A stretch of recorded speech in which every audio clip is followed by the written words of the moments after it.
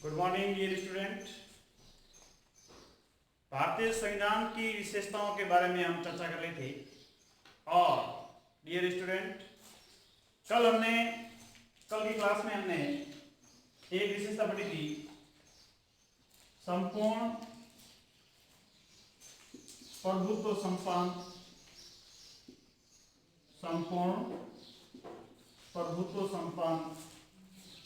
संविधान।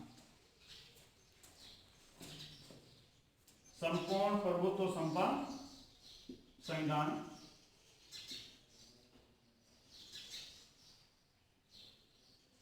ये कल की क्लास में हमारी चर्चा हो चुकी थी। जानकारी के लिए वापस रिवाइज कर देते हैं कि देखिए संपूर्ण प्रभुत्व संपन्न का क्या तात्पर्य होता है।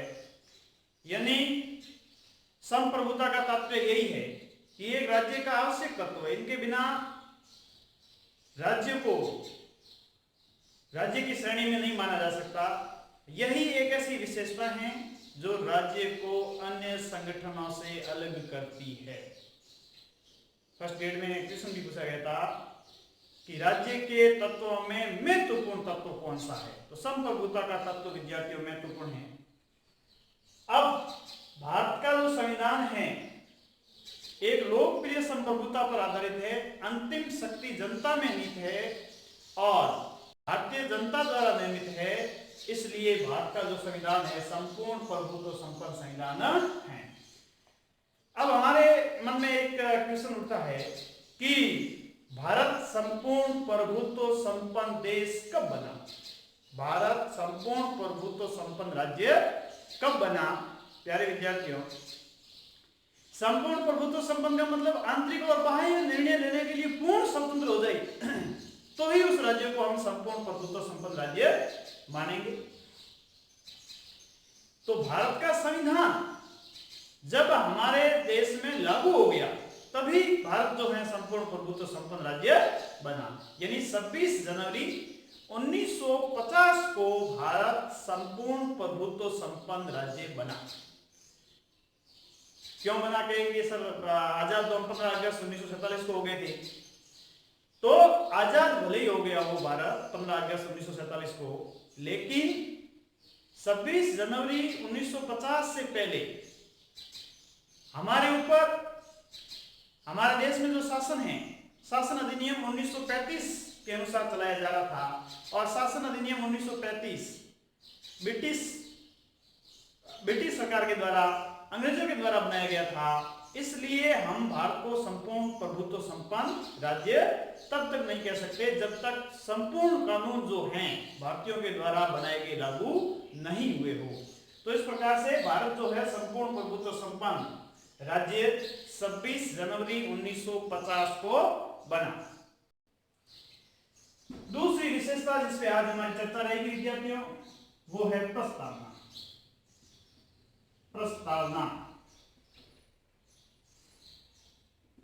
सबसे पहले तो हमें यह पता होना चाहिए कि प्रस्तावना है क्या या प्रस्तावना किसे कहते हैं। प्रस्तावना किसे कहते हैं?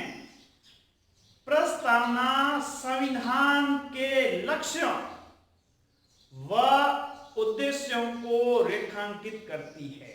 यानी हमारे संविधान का लक्ष्य क्या है, हमारे संविधान का उद्देश्य क्या है, इनको रेखांकित करने का काम कौन करती है?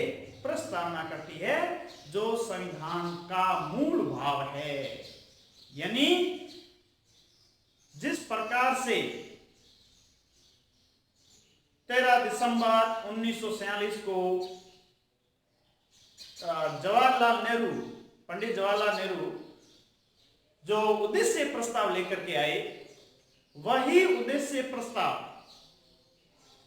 आगे जाकर के क्या बना? प्रस्तावना बनी। तो इस प्रकार से विद्यार्थियों प्रस्तावना एक संविधान का उद्देश्य रेखांकित करती है। इसलिए ये कह सकते हो संविधान की आत्मा है। संविधान की आत्मा है।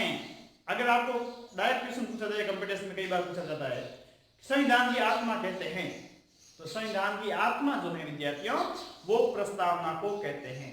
जैसा कि विद्वान ठाकुरदास भार्गव ने भारतीय संविधान की आत्मा को, भारतीय संविधान की प्रस्तावना को आत्मा कहा और के.एम. मुंशी ने प्रस्तावना को संविधान की राजनीतिक कुंडली कहा। प्रस्तावना को संविधान की राजनीतिक कुंडली कहा और प्रस्तावना में जो शब्द नीति है,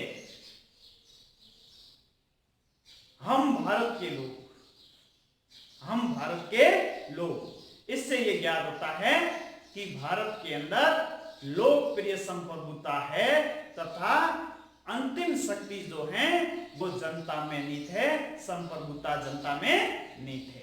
तो इस प्रकार से हम कह सकते हैं विद्यार्थियों, जो प्रस्तावना है वो संविधान का सार है, संविधान के लक्ष्य और उद्देश्य को रेखांकित करती है और इनके अंदर जो शब्द रेखांकित है इससे पता चलता है कि हमारा संविधान कितना उदार भावों वाला है। अब जो प्रस्तावना है उनको अभी तक एक बार ही इस प्रस्तावना में संशोधन हुआ है।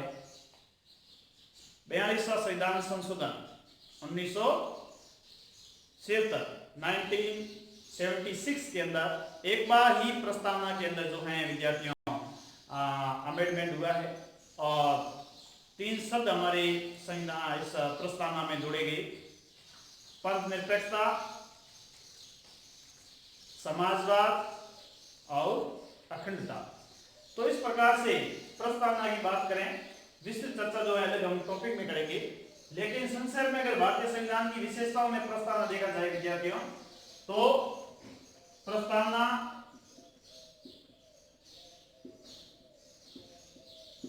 संविधान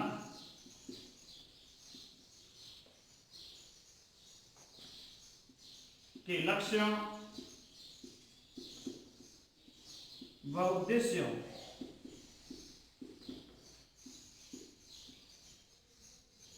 को, प्रस्तावना संविधान के लक्ष्यों व उद्देश्यों को रेखांकित करती है।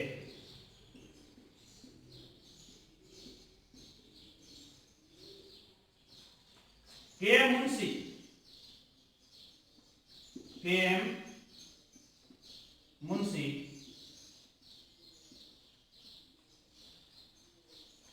प्रस्तावना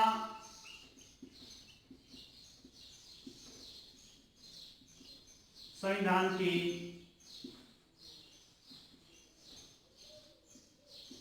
राजनीतिक कुंडली है, राजनीतिक कुंडली है। ये कथन किसका है?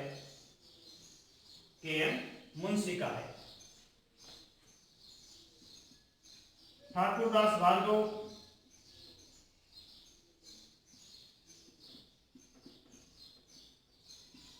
प्रस्तावना संविधान की आत्मा है, प्रस्तावना संविधान की आत्मा है, संविधान की आत्मा है। इस प्रकार से जो है विद्यार्थियों, भारतीय संविधान की विशेषताओं में पहली विशेषता संपूर्ण प्रभुत्व संपन्न संविधान और दूसरी बात जो है विद्यार्थियों वो प्रस्तावना की है। तीसरी विशेषता भारतीय संविधान की विश्व का सबसे बड़ा संविधान, विश्व का सबसे बड़ा संविधान। डियर स्टूडेंट, भारत का संविधान दुनिया का सबसे बड़ा संविधान है। इसलिए कुछ आलोचकों ने यह भी कहा है कि बड़ा होने के कारण ये वकीलों का स्वर्ग बन गया है। तो इस प्रकार से अगर कंपैरिजन दृष्टि से देखें तो दुनिया का सबसे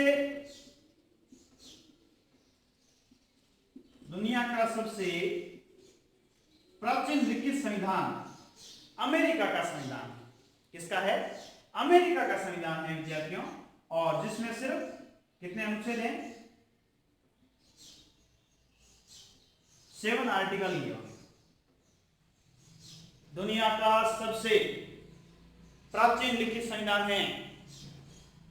इसी प्रकार कनाडा की बात करें, कनाडा, तो वहां पर सिर्फ 147 आर्टिकल है। इसी प्रकार ऑस्ट्रेलिया के संविधान की बात करें, ऑस्ट्रेलिया, तो ऑस्ट्रेलिया के संविधान में 128 आर्टिकल है। इसी प्रकार साउथ अफ्रीका की बात करें तो साउथ अफ्रीका के संविधान में 153 आर्टिकल है।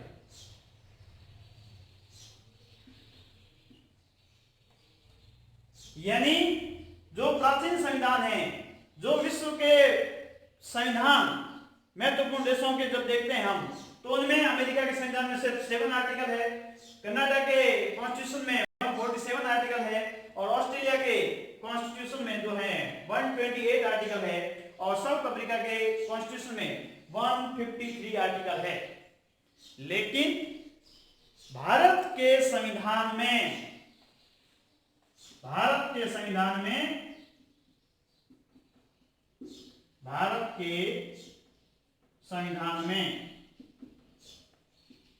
395 अनुच्छेद, 395 आर्टिकल और 22 भाग, 12 अनुसूचियां, 12 और 5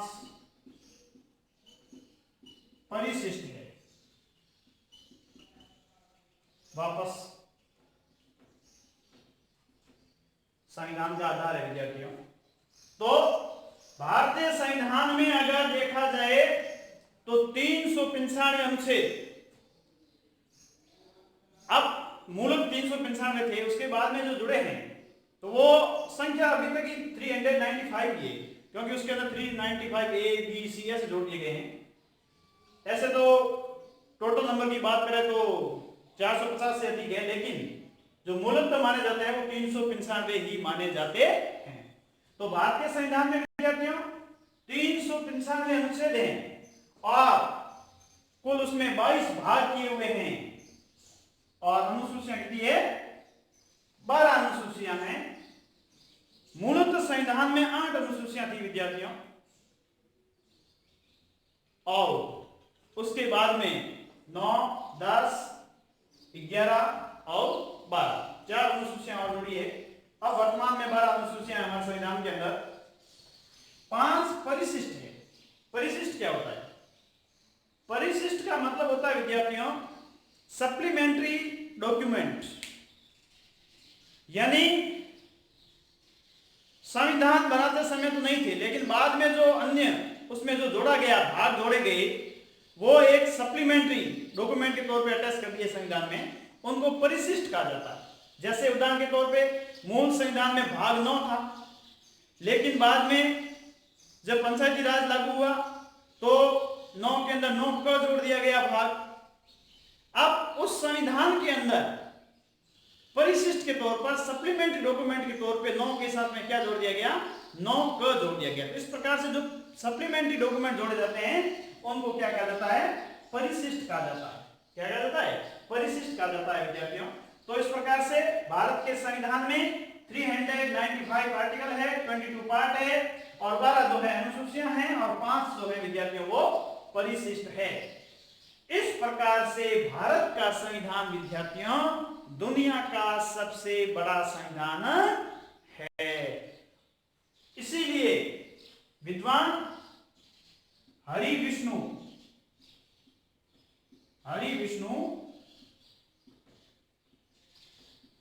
का मत ने कहा कि हमें इस बात पर गर्व है, हमें इस बात पर गर्व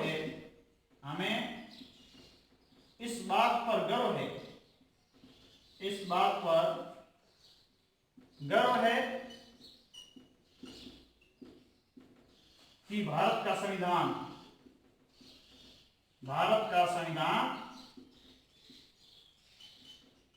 विश्व का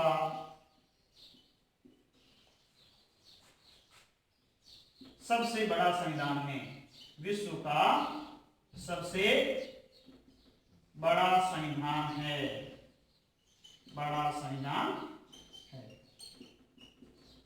ठीक है। तो इस प्रकार से विद्यार्थियों ये भारतीय संविधान की विशेषताओं में एक विशेषता हुई विश्व का सबसे बड़ा संविधान, तो अभी तक हमने 3 विशेषताएं पढ़ी। नंबर 1 संपूर्ण प्रभुत्व संपन्न संविधान की प्रस्तावना या संविधान में प्रस्तावना और विश्व का सबसे बड़ा संविधान। अगली विशेषता की ओर बढ़ते हैं। अब भारत का संविधान जो है वो संविधान लिखित व निर्मित है,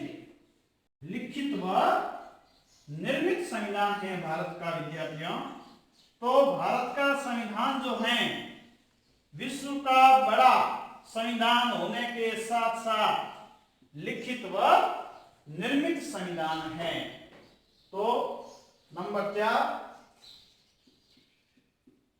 लिखित व निर्मित संविधान,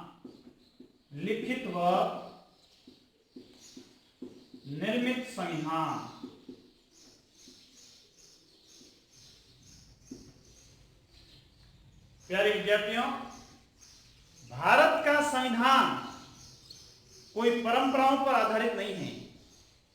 भारत का संविधान एक संविधान सभा के द्वारा, जो भारतीयों के द्वारा बनाई गई एक संविधान सभा के द्वारा निश्चित अवधि में इनको लिखा गया, एक संविधान सभा के द्वारा लिखित है, निर्मित है। 2 वर्ष 11 माह 18 दिन और 11 बैठकों में 3 वचनों में इन संविधान को लिखा गया। तो ये लिखित व निर्मित संविधानों में आता है। जिस प्रकार से ब्रिटेन का संविधान जो है परंपरा पर आधारित है, तो इस प्रकार से भारत का संविधान जो है लिखित व निर्मित संविधान है। और संघात्मक शासन में जो मुख्य लक्षण होते हैं उसमें एक लक्षण यह भी है कि अगर संघात्मक शासन व्यवस्था को इंप्लीमेंट करना है तो उनके लिए लिखित और निर्मित संविधान का होना आवश्यक है। तो इस प्रकार से विद्यार्थियों भारत का संविधान एक संविधान सभा द्वारा, भारत का संविधान एक संविधान सभा द्वारा,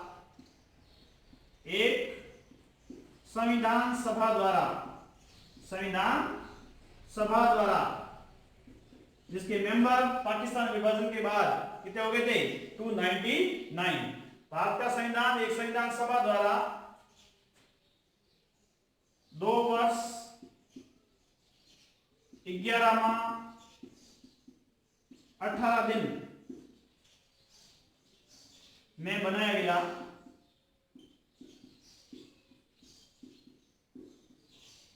2 वर्ष 11 माह 18 दिन में इनको बनाया गया है और एक संविधान सभा के द्वारा इनको निर्मित किया गया है। संविधान सभा जिसमें 284 मेंबर जो हैं इस संविधान पर हस्ताक्षर भी किए जिस समय ये बनकर के तैयार हो गया।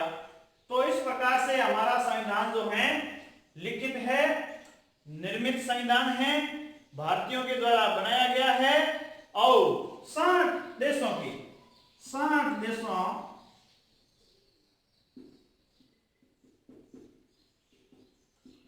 संविधान,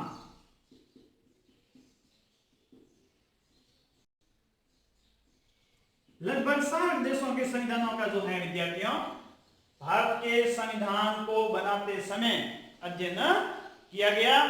तो इस प्रकार से भारत का संविधान जो है एक संविधान सभा के द्वारा लिखित है, निर्मित है और अभी भी आवश्यकता पड़ने पर इसमें संशोधन भी किए जाते हैं। और अभी तक विद्यार्थियों देखे जाए तो 103 संविधान संशोधन इसमें हो चुके हैं, जिसमें 101वां संविधान संशोधन जीएसटी को लागू करने को लेकर हुआ, 102वां संविधान संशोधन अदर बैकवर्ड कास्ट ओबीसी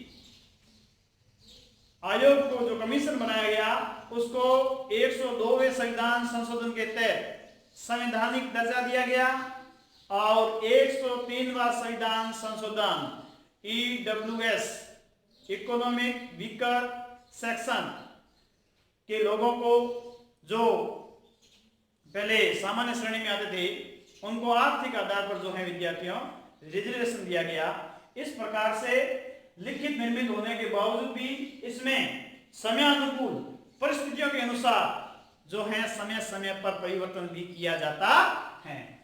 तो इस प्रकार से विद्यार्थियों लिखित व निर्मित संविधान है भारत का। अब है नंबर 5 संसदीय शासन व्यवस्था। संसदीय शासन व्यवस्था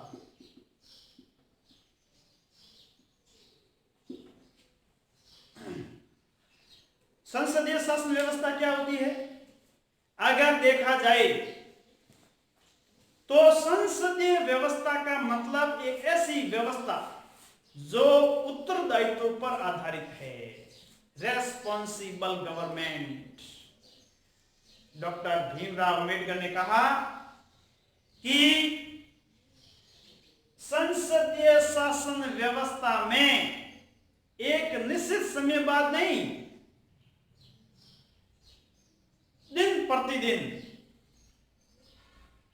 प्रतिदिन जो है वो उत्तरदायित्व का मूल्यांकन किया जाता है, उत्तरदायित्व निभाना पड़ता है। तो इस प्रकार से इस व्यवस्था को देखते हुए भारत में शासन व्यवस्था के अंदर विद्यार्थियों संसदीय शासन व्यवस्था को अपनाया गया और संसदीय शासन व्यवस्था में भी वेस्टमिनिस्टर मॉडल जो ब्रिटेन की संसद का है, जो ब्रिटेन में लागू है वेस्टमिनिस्टर मॉडल, उस वेस्टमिनिस्टर मॉडल को भारत की शासन व्यवस्था में अपनाया गया। यानी संसदीय शासन हमने किस देश से लिया? ब्रिटेन से लिया। और ब्रिटेन में जो वेस्टमिनिस्टर मॉडल है उस वेस्टमिनिस्टर मॉडल को हमने फॉलो किया। लेकिन जानकारी के लिए बता दूं कि ब्रिटेन की भांति भारत की संसद संप्रभु नहीं है। भारत के अंदर संप्रभु जो हैं, सर्वोच्च शक्ति जो हैं, वो संविधान में नीत है, जनता में नीत है, संसद में नीत नहीं है। तो इस प्रकार से देखा जाए तो संसदीय शासन व्यवस्था जो है वो हमारे देश के अंतर्गत अपनाई गई है। अब संसदीय शासन व्यवस्था क्या होती है? ऐसी शासन व्यवस्था जिसमें कार्यपालिका व्यवस्थापिका के प्रति उत्तरदायी हो, ऐसी शासन व्यवस्था को हम क्या कहते हैं? संसदीय शासन व्यवस्था कहते हैं, रेस्पॉन्सिबल गवर्नमेंट। क्योंकि जो एग्जीक्यूटिव होती है, कार्यपालिका जो होती है, उसका निर्माण लेजिस्लेचर में से ही होता है व्यवस्थापिका में से ही होता है और वो कार्यपालिका जो होती है वो व्यवस्थापिका के प्रति उत्तरदायी होती है। वो ऐसा कोई काम नहीं कर सकती जिससे व्यवस्थापिका की स्वीकृति नहीं हो। इसलिए यहां पर एक तो शासनाध्यक्ष और एक जो है राष्ट्र का अध्यक्ष, अलग अलग पद होते हैं। Head of the government and head of the state. Head of the government and head of the state. Head of the government का मतलब विद्यार्थियों होता है शासन का प्रमुख, जिसके पास में वास्तविक शक्ति होती है। शासन का प्रमुख कौन होता है? प्रधानमंत्री। और हेड ऑफ द स्टेट, राज्य का प्रमुख कौन होता है? राष्ट्रपति, जैसे भारत में है। तो राष्ट्रपति का पद एक संवैधानिक पद होता है। वास्तविक शक्तियां जो होती है विद्यार्थियों वो प्रधानमंत्री में निहित होती है। क्यों? क्योंकि प्रधानमंत्री जो होता है संसदीय शासन व्यवस्था के अंदर हेड ऑफ द गवर्नमेंट होता है, शासन का प्रमुख होता है। ठीक है ना? और वो जनता के प्रति उत्तरदायी भी होता है। रेस्पॉन्सिबल गवर्नमेंट होती है, उत्तरदायी सरकार होती है, इसलिए जो है शासनाध्यक्ष होता है।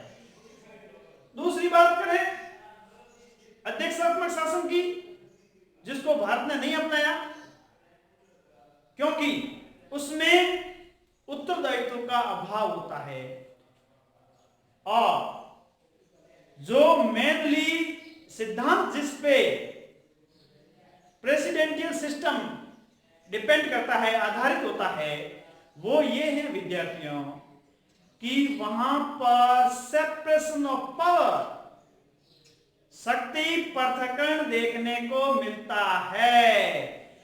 व्यवस्थापिका, कार्यपालिका, न्यायपालिका तीनों अपने अपने क्षेत्र में रह करके कार्य करते हैं, एक दूसरे के कार्य में हस्तक्षेप नहीं करते हैं तथा कार्यपालिका व्यवस्थापिका के प्रति उत्तरदायी नहीं होती। And head of the state and head of the government is the similar post. एक पोस्ट हो सकती है जैसे कि अमेरिका के अंदर है। हेड ऑफ द स्टेट की बात करें, हेड ऑफ द गवर्नमेंट की बात करें, राज्याध्यक्ष की बात करें या राष्ट्राध्यक्ष शासनाध्यक्ष की बात करें, दोनों ही अमेरिका के अंदर राष्ट्रपति ही होता है, वहां पे प्रधानमंत्री नहीं होता। क्यों? क्योंकि वहां पर अध्यक्षात्मक शासन व्यवस्था है। तो इस प्रकार से अध्यक्षात्मक शासन व्यवस्था को हमने नहीं अपनाया क्योंकि हम उस समय अंग्रेजों से आजाद हुए थे और जो हमने उनकी तानाशाही देखी गवर्नर की, इनसे सबक लेते हुए हमने शासनाध्यक्ष एक ऐसा होना चाहिए जो जनता के प्रति उत्तरदायी होना चाहिए। रेस्पॉन्सिबल, उत्तरदायित्व को निर्धारित करने के लिए हमारे संविधान निर्माताओं ने विद्यार्थियों जो हैं संसदीय शासन व्यवस्था को अपनाया। ठीक है ना? तो संसदीय शासन व्यवस्था जिसमें कार्यपालिका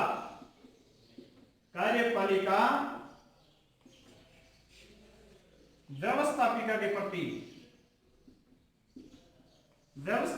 प्रति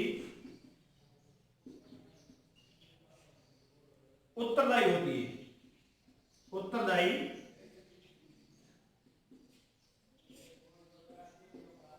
होती है,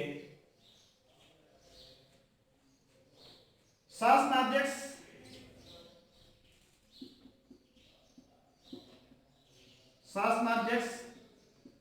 व राज्याध्यक्ष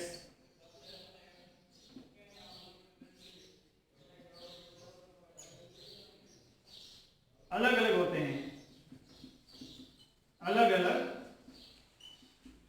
होते हैं, जैसे भारत में प्रधानमंत्री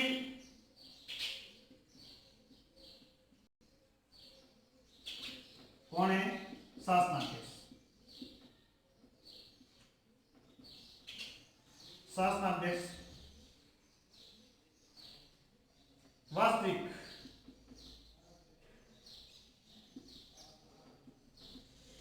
शक्ति का वास्तविक शक्ति दी और राष्ट्रपति कौन होता है? शासनाध्यक्ष और ये राष्ट्राध्यक्ष या राज्याध्यक्ष। संवैधानिक प्रमुख का पद कैसा होता है? संवैधानिक प्रमुख का पद, प्रमुख का पद। भारत में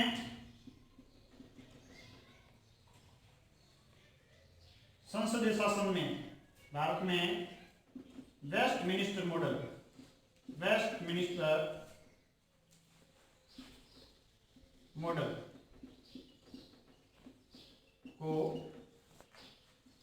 अपनाया गया है। ठीक है, तो इस प्रकार से अगर देखा जाए तो भारत के अंदर संसदीय शासन व्यवस्था के अंदर जो है वेस्टमिनिस्टर मॉडल को अपनाया गया है। और जो वेस्टमिनिस्टर मॉडल जो है ब्रिटेन का है और ब्रिटेन की संसद को विश्व संसदों की जननी भी कहा जाता है। तो इस प्रकार से विद्यार्थियों ये हमारे संविधान की विशेषताओं में एक संसदीय शासन व्यवस्था की विशेषता हुई। और अगली क्लास के अंदर जो है विद्यार्थियों नेक्स्ट विशेषताओं पर आपसे चर्चा करेंगे।